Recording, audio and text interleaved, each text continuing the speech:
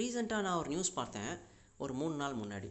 பெங்களூரில் வந்து 133 வருஷத்தில் இதுவரை இல்லாத அளவுக்கு மழை பெஞ்சிருக்காம்.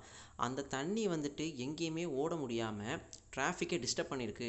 மக்களுக்கு இடைஞ்சலாக இருக்குது அப்படின்னு வந்துட்டு நான் நியூஸ் பார்த்தேன்.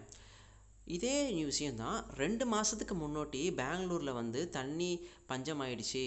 டே 0 நோக்கி பெங்களூர் போயிட்டுருக்கு அப்படின்ற மாதிரி நம்ம வந்து கேள்விப்பட்டோம். இது உங்களுக்கு முரண்படுற மாதிரி தெரியுதா? நம்ம ஜெயலலிதா மேடம் முன்னாள் சிஎம் வந்துட்டு எடுத்த இனிஷியேட்டிவோட எஃபெக்டிவ்னஸ் இப்போ நமக்கு புரியும்னு நினைக்கிறேன். பெங்களூர் நான் விசிட் பண்ணியிருக்கேன் ஒரு தடவை. அங்கே எங்கே பார்த்தாலுமே வந்து பிளாக்ஸும் ரோடும் காங்க்ரீட்டுமாக தான் இருக்குது.